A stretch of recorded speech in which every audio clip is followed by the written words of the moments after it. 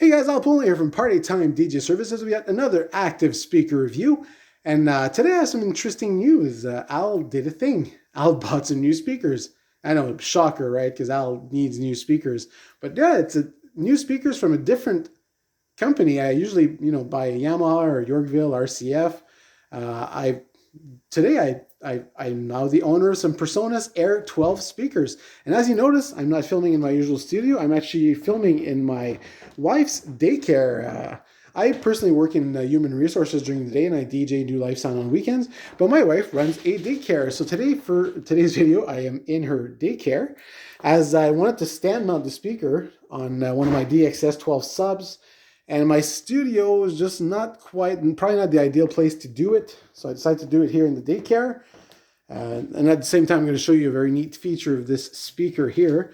So why did I decide to buy the Presonus Air 12? Well, I was, just perusing on the Long and McQuaid website. I always check out active speakers, see what's on sale, what's new. And I've had a lot of my speakers for quite some time. The DXR 12s and DXR 8s and 15s I've had for almost 12 years in my system. And since I have my DHR 10s that I can also stand mount on my subs, the DXR 8s were just pretty much doing the same thing. And since I had it for 12 years, I thought, you know what, maybe it's time for something different. Maybe a full range box that I don't always need subs, that's nice and compact and lightweight. And when I saw the Presonus Air series, apparently they've been out for like 7 or 8 years, but I saw them on the Long McQuaid website, and they were on special. These are the Presonus Air 12s. They were on special at $6.79 a piece, and that is Canadian.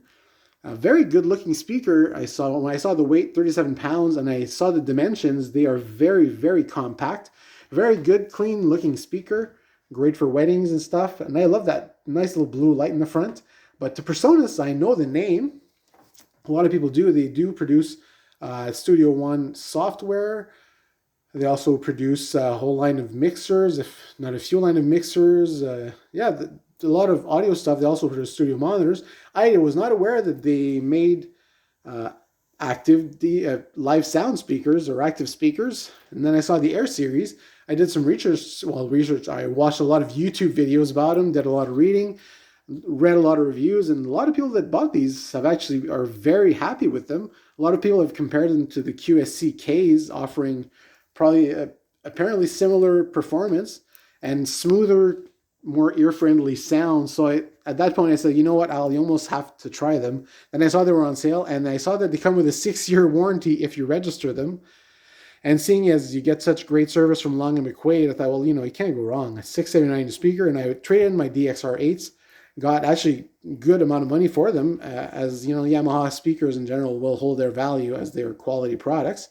So I decided to, we'll take a leap of faith and we'll buy these Presonus Air 12s. I will actually be saving for the Yorkville EF12Ps most likely, because I've fallen in love with their 3-inch compression driver and their sound and overall build, wooden box and look. And anyway, those are probably my next purchase. But today we're talking about the Presonus Air 12. So the Air series is, as I mentioned, it's 7 or 8 years old. They have the Air 10, 12, and 15 full range boxes, all powered at 1200 watts peak or 700 watts continuous.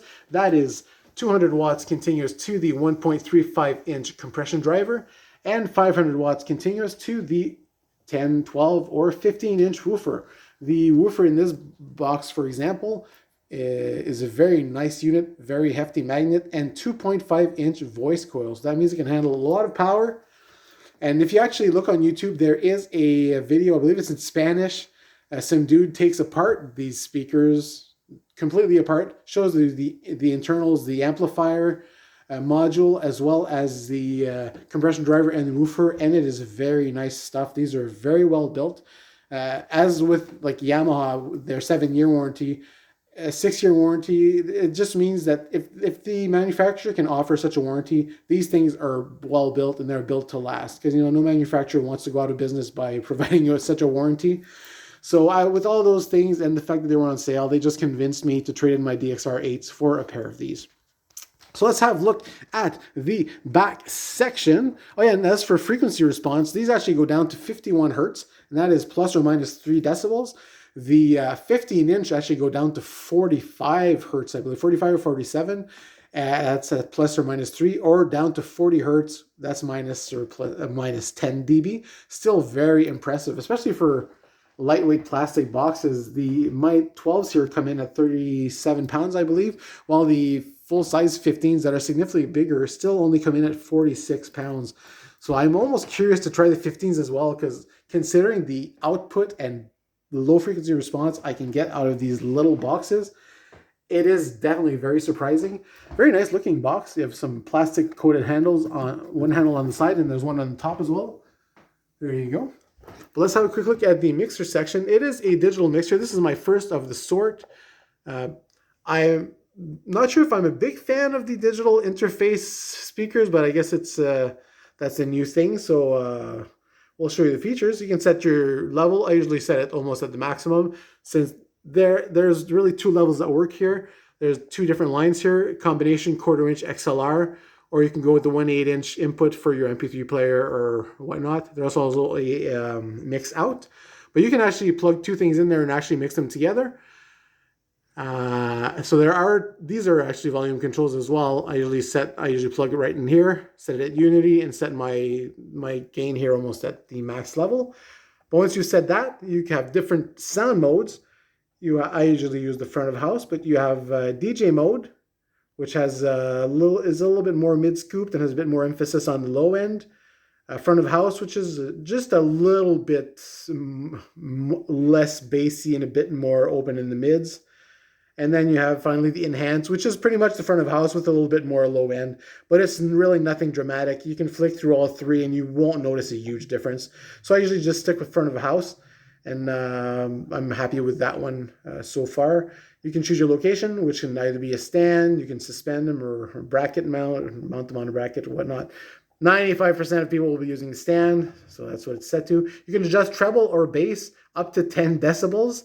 I'm not sure which frequency Presonus chose for these settings, but I keep the treble flat because they are called Air, so they have a nice and airy top end already. I have pushed the bass at plus 4 dB. I keep the bass on my mixer flat, obviously, but I found that the 4 dB was just good enough to add even a bit more bottom end to these. And you'll say, well, Al, once you get up to the higher levels, you're going to bottom out your woofer and you're going to eat up all the headroom. Believe it or not, no, that is not the case. These have headroom to spare. These are incredibly, when they say 700 watts of contiguous power, that is definitely what's in here. They do not lack in output. So anyways, that is my setting for the bass. Then we can adjust the LED controls your light at the front, that blue LED. You can have it on, you can have it off if you don't like that light, or if you can have it to limit, so where it still lights blue, but when the speaker isn't limiting, it will actually light red. So that's a good indicator if you're doing front of a house sound. If you're doing a band or something, you want a visual. If your speaker is at its limits, that's what that does. You can adjust the brightness, contrast of the screen here, do a complete system reset to the initial settings. And once you exit, you can save the changes and you're good to go. So there you go. That is the back of the speaker. One of the neatest features of this speaker, I find, and the reason why I decided to do this video with a pole-mounted top, is that Presonus have been pretty smart. A lot of speakers have these dual pole mounts, where you can choose either just to have them flat, or you can put the different pole mount and have them at slightly a downward angle, so the more of the sound is firing into the crowd. Well, Presonus have got 2 little buttons down here. I don't know if you can see them, but you put your fingers in there, and that lets you tilt them. Very, very, very smart. So now, instead of having all the sound going straight forward and hitting the walls and stuff, they can be slightly angled forward. That way the highs and the sound is more aimed towards your audience, especially if you're in a small venue and you have a smaller audience and you want to get more of those highs and those vocals directly into them. That is a great feature. And as mentioned, you don't have to change pole mounts. You can just press those 2 little buttons and the enclosure tilts. Very cool. It's kind of hard to do with I'm holding a phone in one hand, my phone in one hand there, but I'll just push them again and I'll put them back to normal. And there you go. We're back to flat. Easy as that, even with one hand. So very cool feature that Presonus has implemented in there. So Al, how do they sound? How do these Air 12s sound? Well, by themselves, they are actually quite surprising. Better than what most 10s can do, and actually probably better than what a lot of the cheaper 15s can do. Even in terms of low frequency output, I was very, very surprised. Out of the box, they sound very good. They do have a nice low end. Like I said, I do boost it a little bit because you can. You have ample power to do so. The top end is very nice and sweet. The mids, it depends. I find them a little bit mid-scooped. A lot of my speakers are actually mid-scooped, like the RCFs and the Yamahas. These are probably just a little bit more mid-scooped, which is on like more modern music. I tend to want to boost the mids a little bit on my mixer. If I do have an EQ on my mixer, I'll probably be boosting the 1 to 5K a little bit, or 1 to 4K just a little bit. Or if in your channel, if you have it like the typical channel EQ, which is low, mid, and high, usually the mids is set at 2.5. A little boost at the 2.5K just helps that mid a little bit, or that those vocals come out. But this is mostly for newer music. If you're playing more rock, like AC/DC or stuff like that, these sound phenomenal with almost nothing done to them. Like I say, just a little boost to the low end. I did the plus 4 dBs on the bass, and it seemed just about perfect to me when using these full range. But one of my favorite songs to listen to was You Shook Me All Night Long by AC/DC. Spectacular. And I had these cranked with that song by themselves, no subs. Holy crap, did they ever sound good?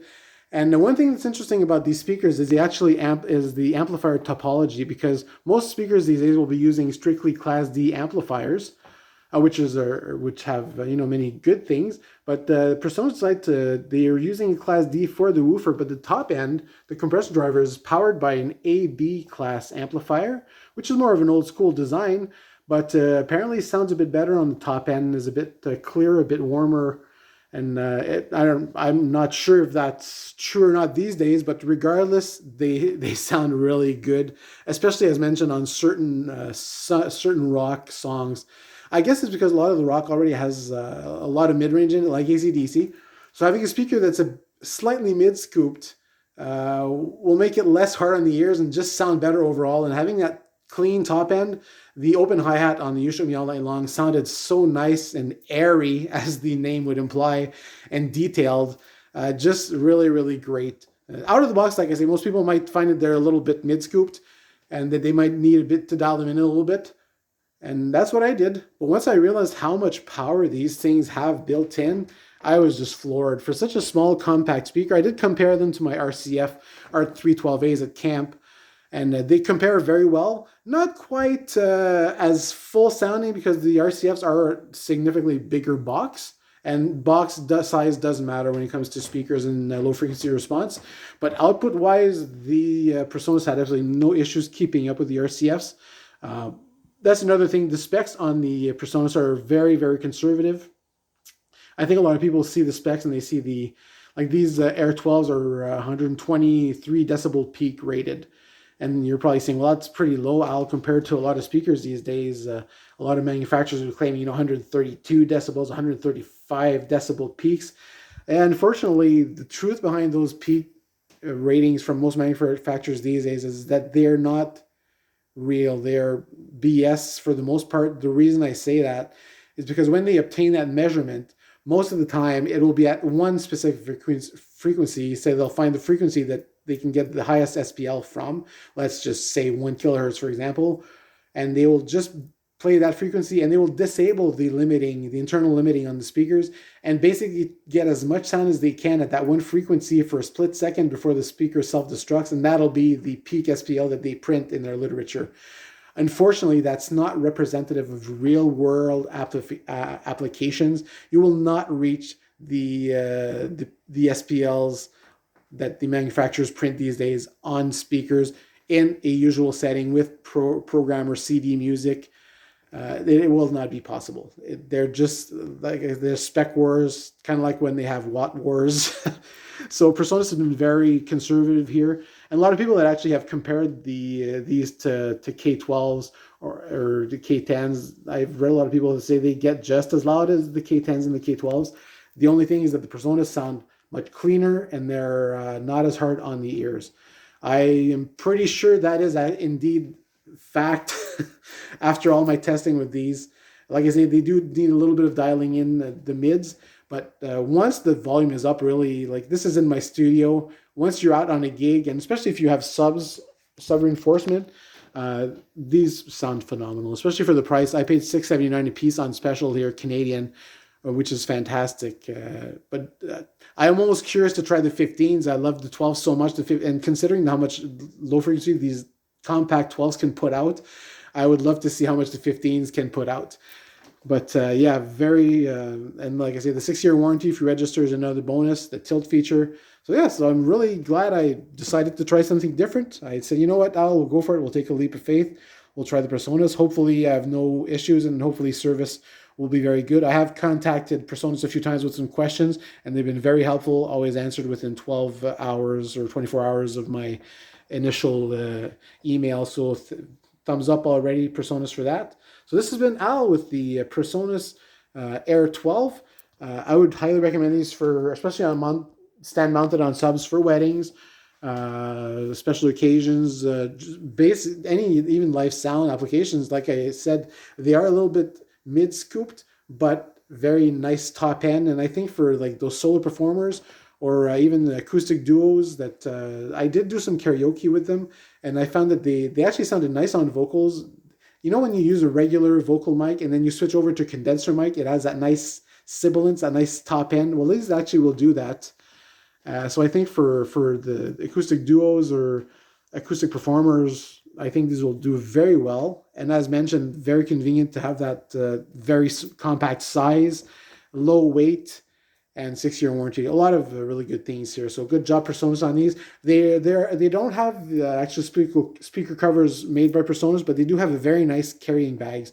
Those are available for $120 or so. So I will likely be ordering those from Long & Quaid to keep these nice and new. And I can't wait to try them on some gigs, especially when paired with my subs. But I'm sure they'll do very well. So that's been the Presonus Air 12 review from Al. If you have any questions, please post them down. I have allowed comments now, so feel free to ask any questions. I will do my best to answer them for you. This is Al Poulin from Party Time DJ Services with the Presonus Air 12 Active Speaker Review. Have a great day, guys.